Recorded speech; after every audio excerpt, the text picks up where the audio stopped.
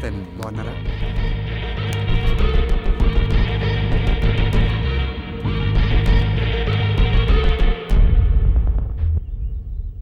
మా దుర్గా ఏదో చెప్పాడు, మీరు మాట్లాడుకుంటే లేనిపోని ఆవేశాలకు పోతారు, అందుకే నేను వచ్చాను. తాతారావు గారు చెప్పిన దాంట్లో న్యాయం ఉందన్నా. అందుకే అతని స్థలం అతనికి ఇవ్వడమే మంచిదనిపించి వచ్చాను. ఏంటి మంచిదా? ఇది చెప్పడానికే వచ్చావా? ఇందులో నీ వాటా ఎంత?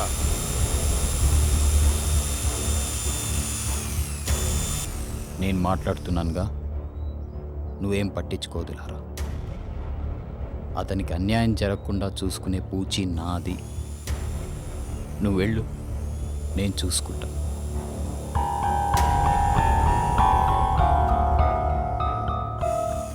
చూశారు కదన్నా తాతారావు మొహం.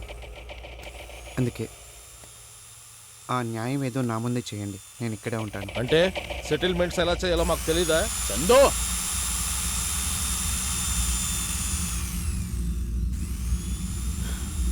వీళ్ళు ఇలా మాట్లాడతారని నాకు తెలుసన్నా. అందుకే కేవలం మీ మీద ఉన్న గౌరవంతో ఇక్కడ మాట్లాడడానికి వచ్చాను. మాట్లాడకపోతే ఎందుకెళ్ళారా? నేను కలెక్ట్ చేసుకుంది. నీకేమన్నా ఉంటే నేను చూసుకుంటాను, నువ్వు వెళ్ళు.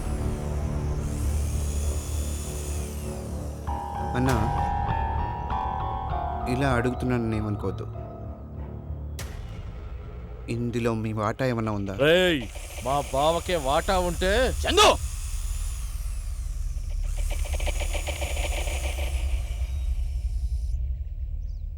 తమ్ముడు, నువ్వు అనుకున్నట్లు ఇందులో నాకు వచ్చేది ఏమీ లేదు.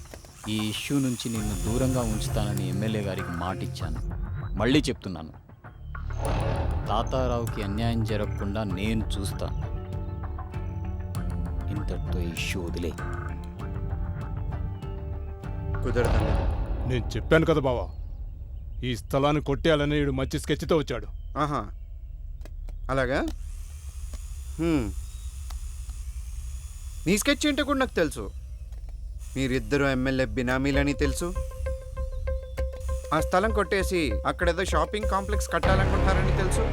దాన్ని మీ ముగ్గురు పంచుకుంటున్నారని తెలుసు. దీన్నేమంటారు? దీన్నేమంటారు?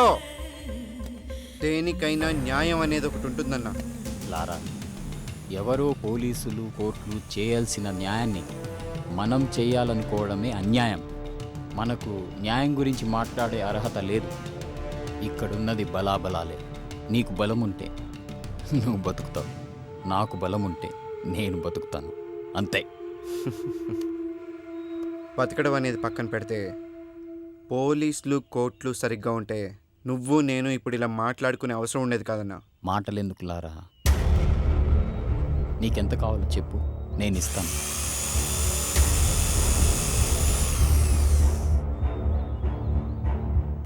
మీకెంత కావాలో చెప్పండి అన్న, నేనే ఇస్తాను. రేయ్, ఏంద్రా నువ్వు మాకిచ్చేది? లారా, ఇది పద్ధతి కాదు. ఇది మేము అని తెలిసి నువ్వు వచ్చావు. వెనక్కి వెళ్ళాల్సింది మేం కాదు, నువ్వు. ఈ స్థలం ఇతనిది అని నా దగ్గరకు వచ్చాడు. అతని స్థలం అతనికి ఇప్పిస్తానని నేను వచ్చాను, అంతేకాని మీరు వచ్చారని కాదు. మీ ప్లేస్లో ఎవరొచ్చినా నేను వెనక్కి వెళ్ళను.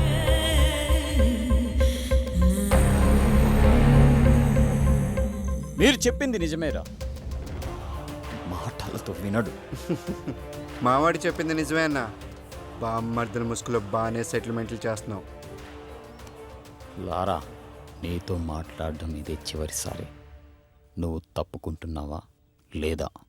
ఇంకా వాడితో మాట్లాడి బావా. రేయ్, 2 నిమిషాల్లో ఇక్కడి నుంచి వెళ్ళిపోవాలి. నువ్వు నాకు 2 నిమిషాలు టైం ఇచ్చాను, నీకు 2 రోజులు టైం ఇస్తున్నాను. స్థలం పేపర్ తెచ్చి ఇచ్చి బతికిపో. ఎవడు బతుకుతాడో చూద్దాం.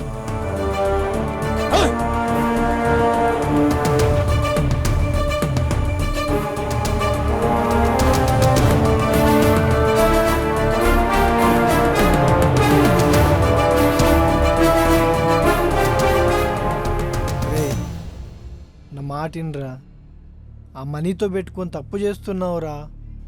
లేదురా, ఎట్టి పరిస్థితిలో ఈ సెటిల్మెంట్ ఆకూడదు. వాళ్ళతో పెట్టుకుంటే చచ్చిపోతావురా, చంపేస్తారా. నాకు వేరే దిక్కు లేదు.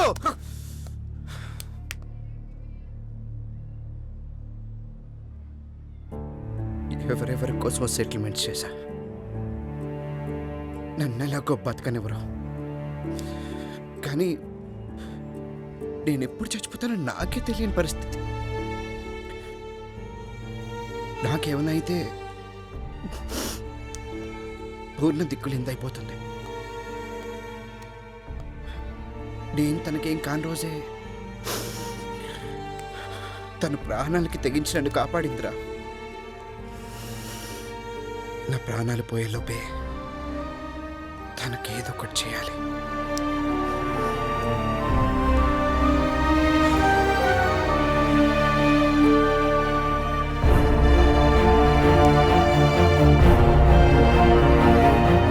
ఎట్టి పరిస్థితుల్లో ఈ సెటిల్మెంట్ ఆగకూడదు.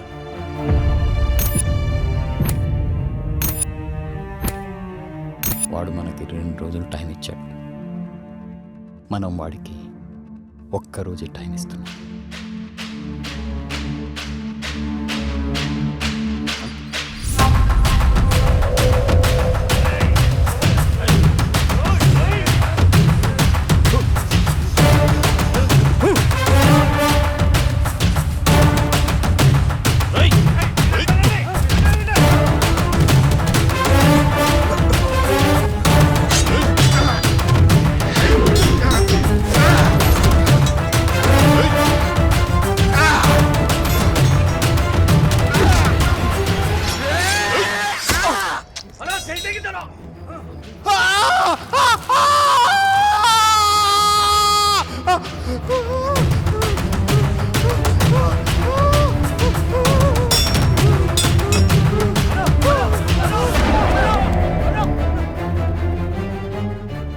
నేను బైక్ మీద వెళ్తున్నాను సార్.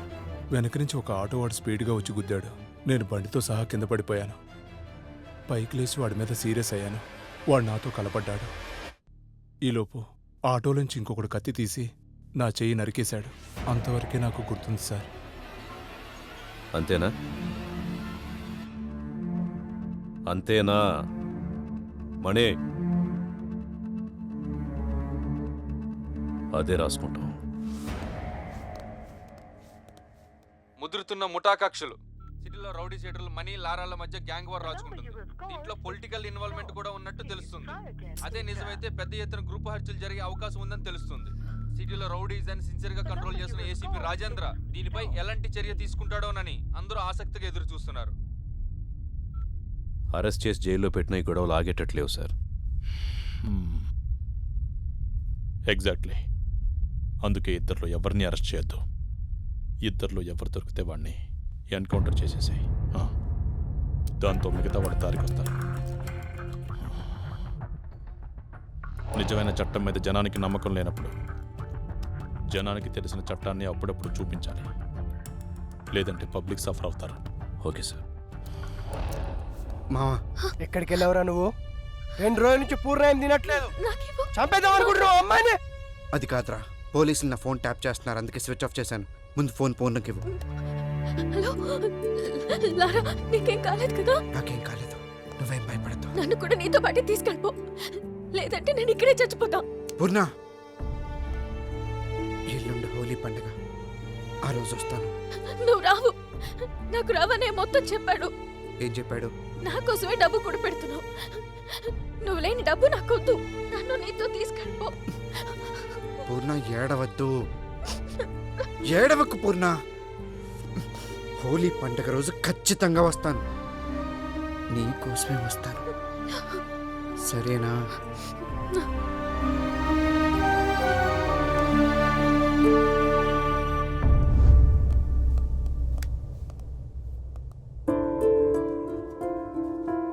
చెప్పులారా.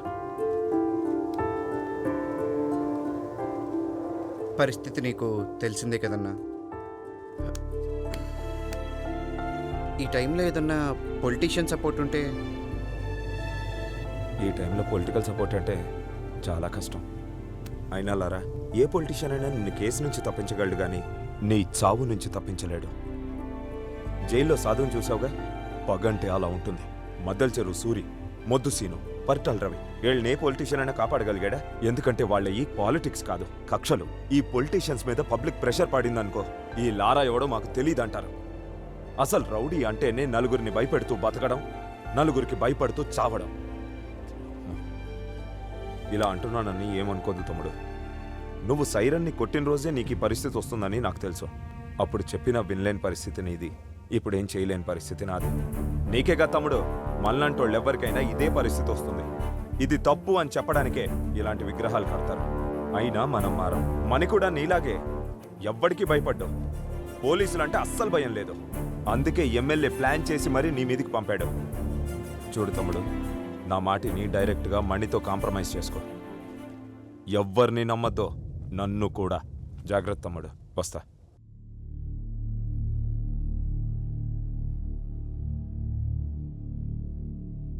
రేపు లారా దొరికితే చంపేయండి.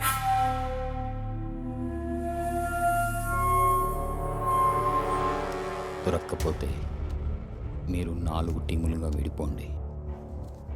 ప్రతి టీంలో లారాని గుర్తుపట్టేవాడు ఒకడుంటాడు. ఎస్ఐ గారు బాలరాజు ఇక్కడి నుంచి మీకు ఎప్పటికప్పుడు ఇన్ఫర్మేషన్ ఇస్తూ ఉంటారు. కేశవ అమరావతి వైపు వెళ్తాడు. తెల్లసాయి గుంటూరు వైపు వెళ్తాడు. సైరన్ రమేష్ సిటీ అవుట్స్కట్స్లో ఉండి మీరు ఎక్కడికి రమ్మంటే అక్కడికి వస్తాడు. మా చందు ఆ లారాగాడి వివరాల్ని వాళ్ళ బంధువుల నుంచి రాబడతాడు. ఒక్క విషయం గుర్తుపెట్టుకోండి, మనం మళ్ళీ కలిసేది